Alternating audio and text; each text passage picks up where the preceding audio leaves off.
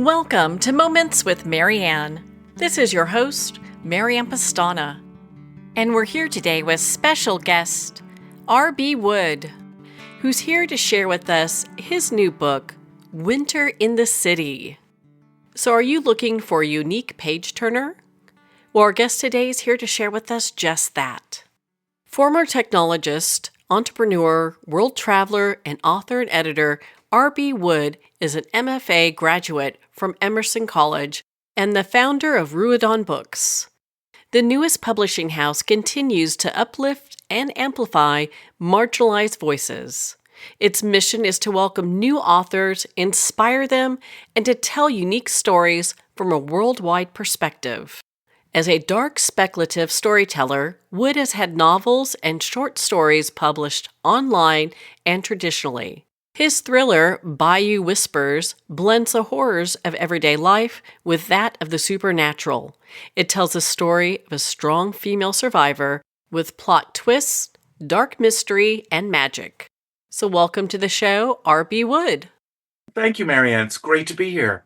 My goodness, what an honor it is to have you here and to talk about this book. Before we even dive into this, you have such a fascinating background. I'd love for you to share that with us. Sure. I've been around for a while. For your listeners, I'm sorry to say I'm going to be 60 this December. So I'm an old man, but I still have a lot of life left.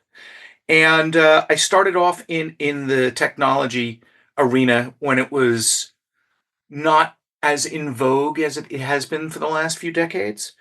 And I originally wanted to be an architect, and my father suggested I go for mathematics and computers because architecture will be part of, that whole computer infrastructure moving forward, and maybe start there. And I never looked back from that for what I call my first career. And I spent 30 years in technology with varying levels of responsibility, working for mainly the biotech, pharmaceutical, the biofuels, and financial services industries. I worked all around the world. I lived in lots of different places as part of what I was doing for a living. And I got to a certain point, and I hope everybody gets to this point in their career and has the opportunity that it would be, it's time to give back to the next generation, as it were. But I thought about the career that I had and the career that I really would have liked. And it goes back to, I was about 8 when my father gave me a copy of War of the Worlds. It was the first novel I ever read. I still actually have that copy. And I was hooked on stories ever since. And reading has always been an amazing hobby of mine. I have a library in the house here, which drives my poor wife crazy, of about 2,000 books. And I continually pick up new books, go to the library, read some more, etc. I think reading is just a fundamental part of understanding this world that we're in for just such a relatively short time. And I decided to do something a little different. I tried my hand at writing. And I went back to school and got a second master's in creative writing from Emerson College here in Boston. And then after putting out a few books and a couple dozen short stories and things along those lines, which I will still do, I decided that I found my calling with regard to giving back, and that is running a small press that is dedicated to showcasing what I would call old hand authors, people who've been in the business before, alongside of new writers. And you mentioned Winter in the City, and that is our first book that we're publishing with the Ruidon nameplate. And it's an anthology. I didn't write for it. I was privileged to be a co-editor with my partner in crime, Anna Kuhn. And we found 18 stories that explore the darkness that can be part of human life, along with some of the supernatural. What we write with Ruidon, and what we like to promote and not like to sell, are dark speculative fiction stories. What does that mean? That means horror stories. That means fantasy, science fiction. We also do, noir mystery. And Ruadan is an Irish word. It's actually an old Irish god. Um, and he was the god of mystery and espionage. So I thought that was a perfect title. Plus, everything has been taken on the internet these days anyway. So I had the added benefit of being able to get all the domain names I wanted. So, but I've started the press specifically to raise new voices and showcase voices that historically may not have been heard or picked up by the larger presses. You know, I'm a huge fan of Stephen King. I have been my whole life. And I mean, I had an original copy of Salem's Lot when it came out, and Carrie, et cetera, et cetera. Unfortunately, I don't still have those. Otherwise, I'd really retire. But I don't think I'll ever retire. But there are other voices out there, and stories are really what we use, and it's a great mechanism to discover our place here on this planet and in life itself. It gives us an opportunity to reflect. It gives us an opportunity to share experiences. And I'd like to share experiences from a lot of different people with a lot of different backgrounds, who come from a lot of different cultures, who have a lot of different belief systems. And I think that goes a long way to understanding folks. And what we did in Winter the City, there's 18 stories, and they're all dark stories that take place in various cities around the world. And each story is named after the city it takes place in. And 9 of the folks in there are what I would call old hands, as I said earlier, published authors. And there are 9 stories from really good new authors who haven't had that break yet, or haven't been published yet, or are really ramping up, but there's a lot of talent there. And the 9 stories we pulled for this came from a total submission of over 500. And my co-editor and I read through all 500 stories. And these 9 that are included with the anthology are fantastic, just brilliant writers, and I'm honored and privileged to have worked with all of them. There's a couple on the side of published authors who I've been, you know, fanboying over for years, like Richard Kadri, who does the Sandman Slim series, or Bracken McLeod, who I find a delightful human being as well as a very talented and competent lawyer and writer.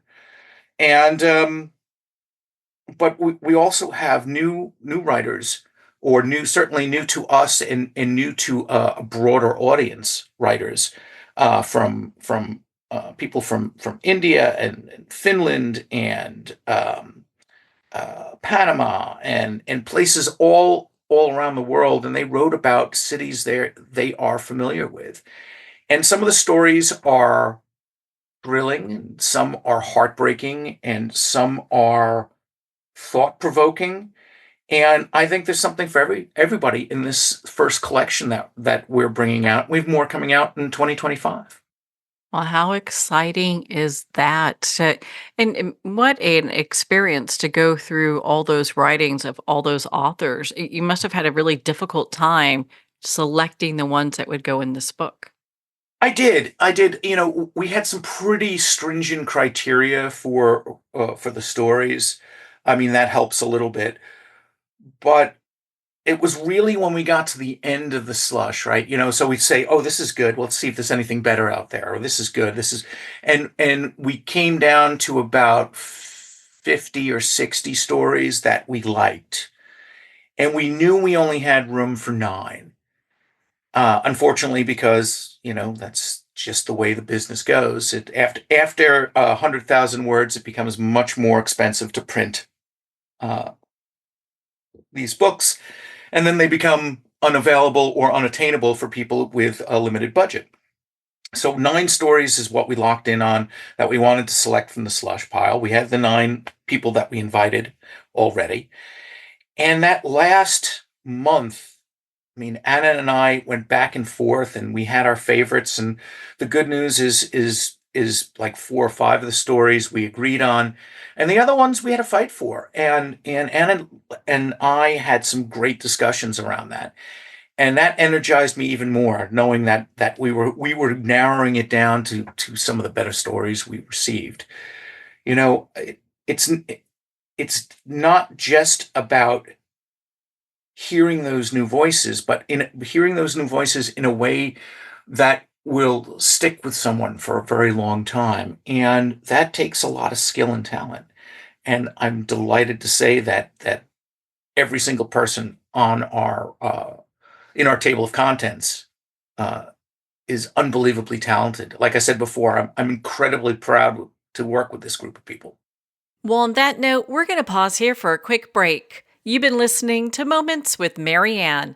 We'll be right back after these messages from our sponsors. Are you an author, speaker, or expert who is looking for more publicity? Visit radioguestlist.com and sign up for free interview requests from shows looking for guests. Radio Guest List is the #1 free booking resource for radio, podcasts, and TV talk shows who are looking for experts like you right now. Visit radioguestlist.com and sign up today to get the visibility you deserve. There comes a moment when you realize you're somewhere special. When you discover that each beautiful creature that you see has been rescued from a life of absolute horror and brought to this incredibly free place. Here's where their lives were forever changed and where yours will as well.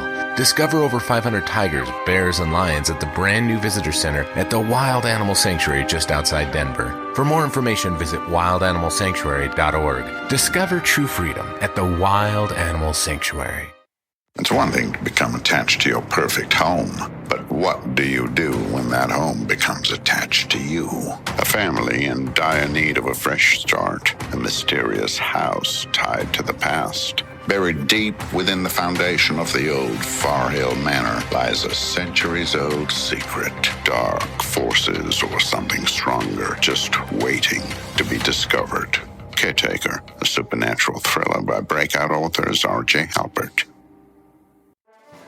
Internationally recognized and award-winning author Judy Goodman works and teaches outside the box of limited thinking. Working with people from every walk of life, her goal is to empower you to be the best you can be, no matter what the challenge is. Born with the gift of seeing beyond our normal vision, she has an extraordinary gift of working with every challenge. Teaching beyond conventional wisdom, her work is described as life-changing. Visit judygoodman.com. That's judygoodman.com.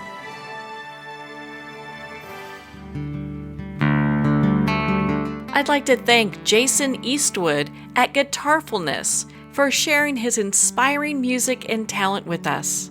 His music is known worldwide for cultivating atmospheres of harmony, inner peace, and clarity. Visit Jason's website at guitarfulness.com. Join his newsletter, be part of his community, and download his music. Welcome back to Moments with Marianne. We're here today with special guest R.B. Wood, who's sharing with us his new book, Winter in the City. So as a dark speculative author yourself, you've written many novels. Can you share those with us? Sure. My first novel came out in 2012. It's called The Prodigal's Fool.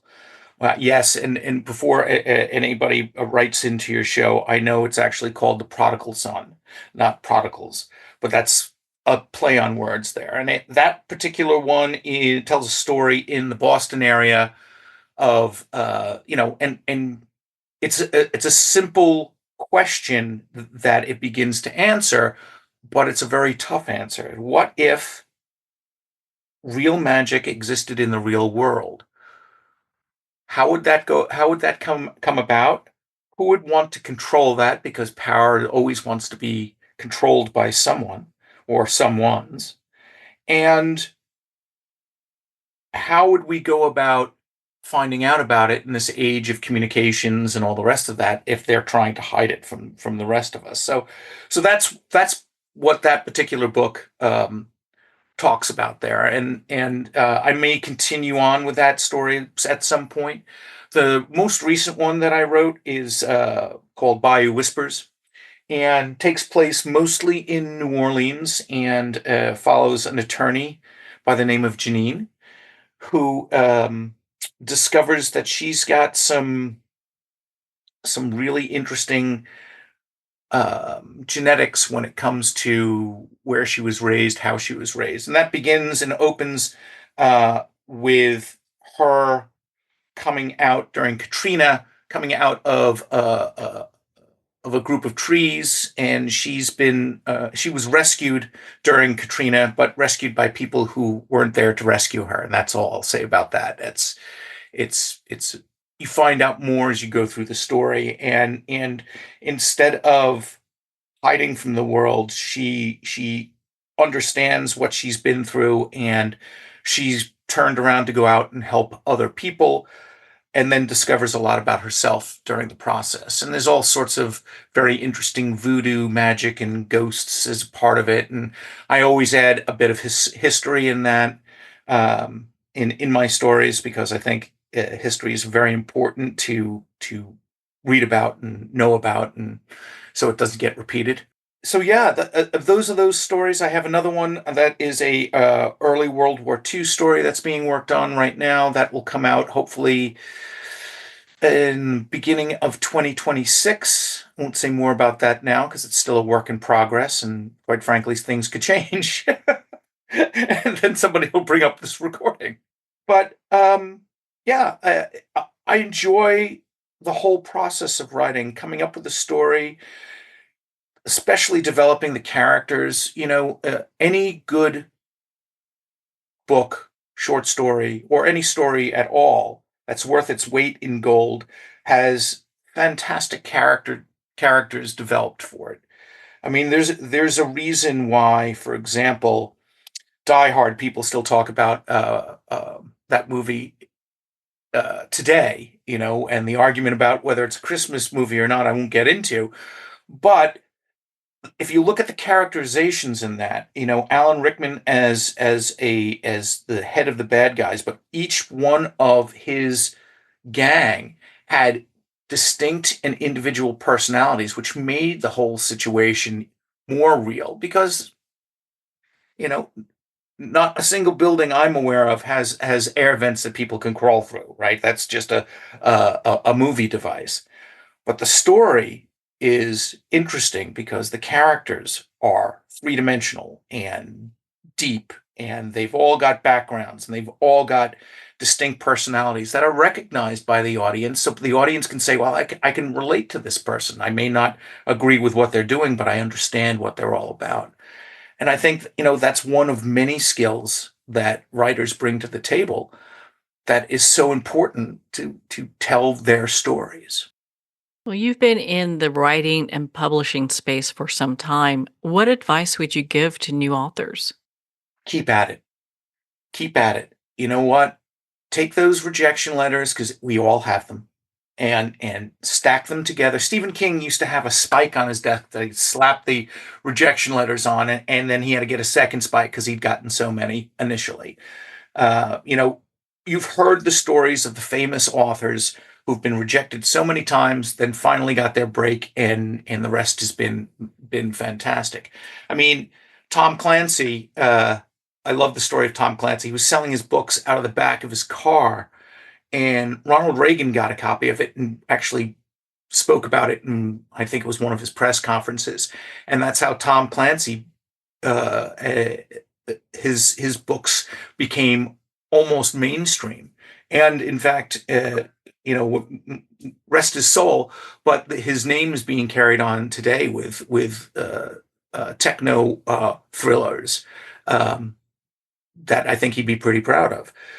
So keep at it, because if you want to do this, you've got to always read, you've got to always write. Okay, you can't be a writer without reading, and you've got to keep putting your words out there. I know a lot of these stories are personal for people, and it's hard to get rejection for stories that are told from a personal perspective, from deep in your heart or psyche or what have you. Keep at it, learn what you can. If you're on social media, there are hundreds and hundreds and hundreds of writers out there that are in the same boat or were in the same boat as you. Ask them questions. They are always paying it forward. They're always willing to talk to you. And if they're not, three others will take their place. So talk to people, read as much as you can, and just keep writing. You'll get better every time you write. I swear to you, you will, even if the self-doubt kicks in. So that's my advice to folks out there. Read, write, submit, and keep submitting, and look at a rejection as just a badge of, one of the merit badges of becoming a writer. You have to get so many rejections to get that one yes. Yeah. So I'm afraid so. It's just part of the business. It's like breaking into Hollywood or anything along those lines, right? It's something that everybody thinks they can do. Not very many people can do it. And if you're talking about directing or acting or even set design and all of those particular pieces, but at the end of the day, the more you practice something, the better you get at it. They say it takes 10,000 hours to become proficient at something. I don't know if that's true or not. I know I've certainly spent 10,000 hours writing. I'm not sure I'm proficient at it yet. I don't think I ever will be, but I know I get better every single time I do write. just that practice, that practice. So how can authors submit their works for consideration?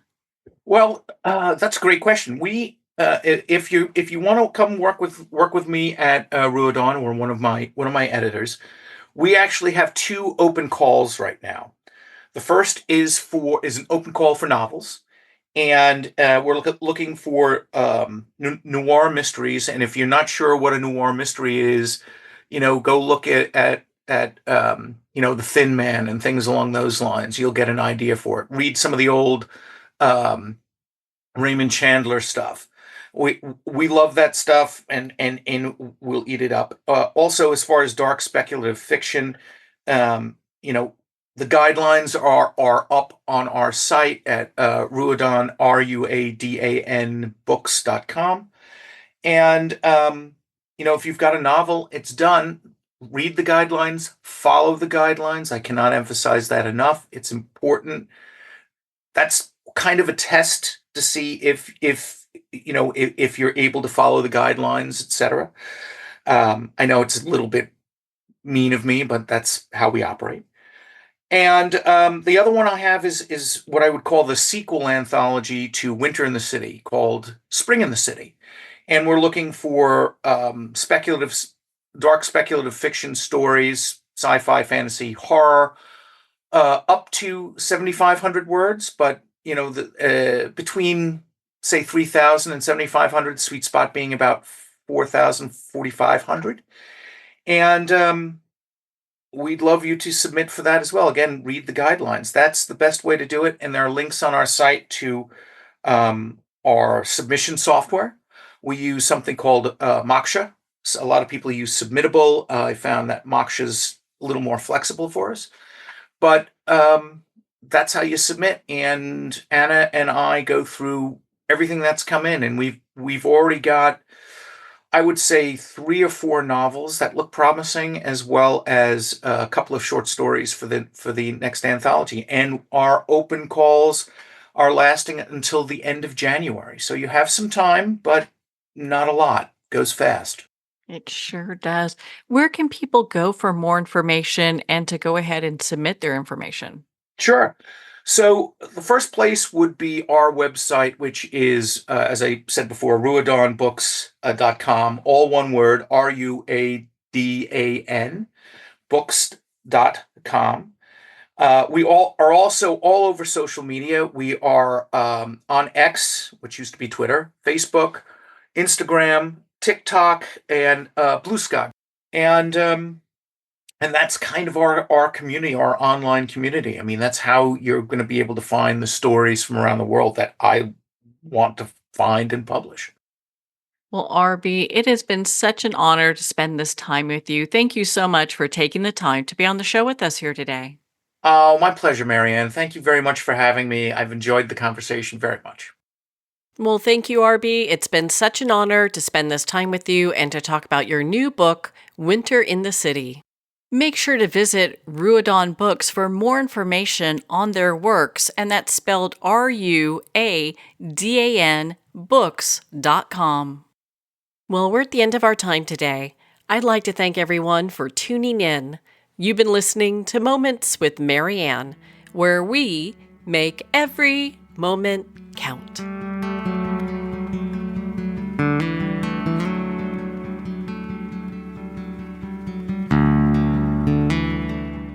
In a single moment, your life can change. Moments with Marianne is a transformative hour that covers an endless array of topics with the best of the best. Her guests are leaders in their fields, ranging from inspirational authors, top industry leaders, and business and spiritual entrepreneurs. Each guest is gifted and a true visionary, a recognized leader in her own work, and while teaching others to develop, refocus, and grow, Marianne will bring the best guest and sometimes a special surprise. Don't miss this. You never know just which moment will change your life forever.